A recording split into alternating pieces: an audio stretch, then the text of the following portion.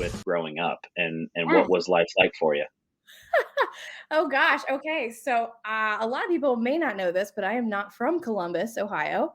I am from Baltimore, Maryland. So I moved to Columbus in like 2015. Moved here for work, planned on staying for a year, and fell in love with Columbus. And it just offered such an opportunity for someone that's young and driven and passionate. Probably no matter what career you're in, honestly, it offers any road for you. So planned to stay for a year, started to work a little in insurance, fell in love with that, moved to title, and then found real estate and stayed. And it's now been almost, I think it's a little over 8 years that I've been here in Columbus. Oh, hell yeah. Now I gotta back it up though, because Sure. you just highlighted all the way to moving here. Um, and the reason why I think this is important is because as I have interviewed people, I always find that there's usually something that's either growing up or, college career Oh, or early professional career that has had a big impact, or even small impacts on yeah. how they do real estate or the Oh, success that they've had in real estate. So, what was Maryland like? Like I visited Maryland. yeah. But what did you have hobbies? Were Oh, you yeah. always an entrepreneur? Like, So I will say you're very right about Maryland. It's very different there than Ohio. And I feel like Ohio has softened me a bit. Maryland is right East Coast. So East Coast people are not known for being the nicest people. So they can be super abrasive, super aggressive, very direct, very in your face. But I will tell you what, growing up in a city like that, it makes you made for real estate because you face such tough, thick skin challenges along the way. And I tell you, you like you said, it's not something huge, but it's something that sticks with me. Every yeah, transaction, man, there's that moment when you're like, God, these people. You try to take things not personal, you take the criticism and you try to be better because of it. And I tell you, growing up in a city like that, where you're one of so many people, it does resonate with you for your life. And it definitely affects how you treat other people too. yeah. No, I mean, you're right. The East Coast thing. Obviously, I grew up here in Ohio, not from Columbus, but just in Ohio, Yeah. and that's a skill set, right? Like, and obviously, you learned it from a very early age because that's just, the culture, right? Yeah. Or whatever, whatever you guys want to call it. But Yeah. I'm sure it has definitely served you in the tough situations of the real estate, industry, and just dealing with clients and listings and all of those things. Oh, yeah. So, Stephanie, what did you end up going to college after high school? Like, what was that journey? Yeah, so this is a very interesting journey. So I grew up as an athlete. I played soccer my entire life. And I started at a local community college in Bel Air, Maryland. They had such an incredible soccer program at the time. And I had no idea what I wanted to do with my life. I didn't know what I wanted to study. So I just did business, right? That's what everybody does, business, whatever. So I was like, you know what? I'm going to get my, first year, first 2 years. It costs a lot less, so I'm thankful now. Hindsight's always 2020. But I got to play soccer and I got to meet some of the greatest friends that I've ever had in my entire life, which are still friends with me now. And after that, so I did that for 2 years. And then I transferred to a college in Kentucky and played soccer there. So I got recruited probably my second year at Hartford Community College and was playing like a tournament in Georgia somewhere. One of the coaches was at the tournament recruiting, and it's a very small private liberal arts college in Pikeville, Kentucky.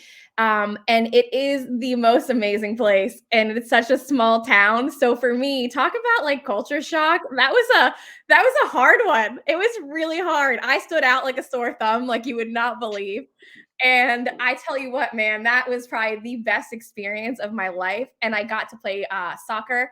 And it was just what an experience to put you in a state of mind to be regimented and have plans in place and to be on a schedule. And it's like it is the most serious thing because they're paying for you to go to college.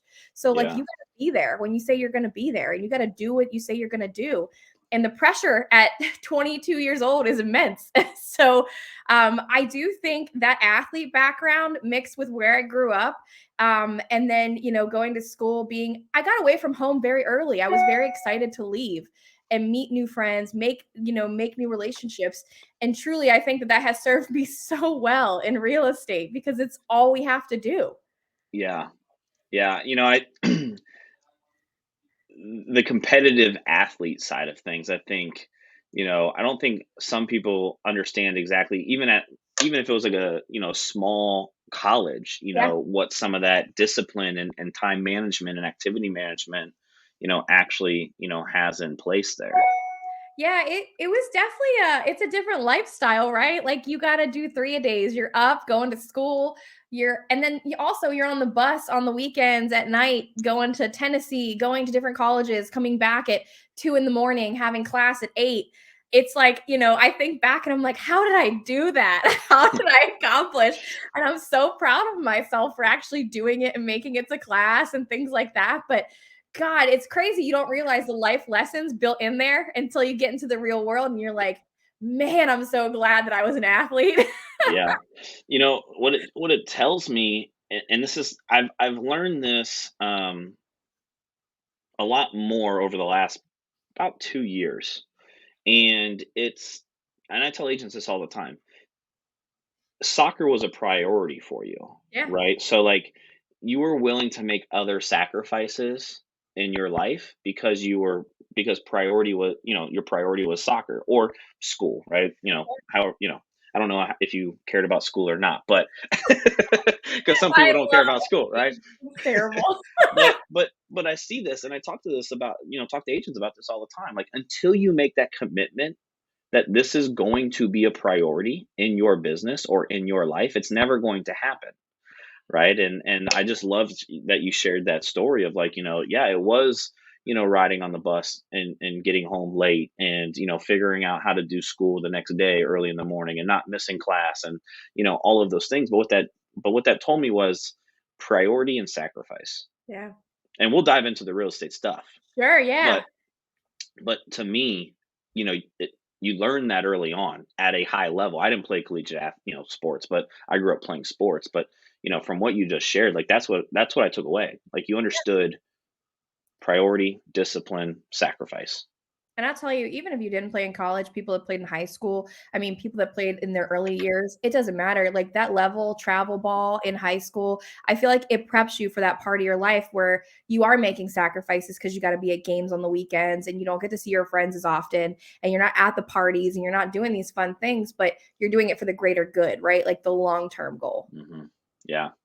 So you go business is kind of the route for the education side of things. Did you end up graduating with a degree or? So I went to Pikeville College and I want to say partially the way through, I changed my major to communications, right? So that was an easy transition. And I love to talk to people. My communications professor was one of my favorite people in college. So I ended up doing communications and that's what I ended my degree with, which was awesome. And it was a blessing in disguise at the time. I didn't even know what communication degree meant. I had no idea. I was like, this is easy. This sounds great. I love talking to people. I love marketing, like all the fun classes in college. But I'll tell you what, man, that has been it's served me so well because I love talking to people and it makes you good at reading people and Mm, situations and awareness. And it's crazy, but public speaking, right? That's the one that everyone hates. And that class was my least favorite. But yeah. I literally thrived in that class when everyone hated it and didn't want to do it. And my professor was so mean. But I tell you what, like that, her being that way and me taking that class and embracing public speaking, it has been great because it seems to be the one commonality that people don't want to do or talk in front of people, Mhm. or it's the hardest task. And now it's made it like one of my favorite things to do.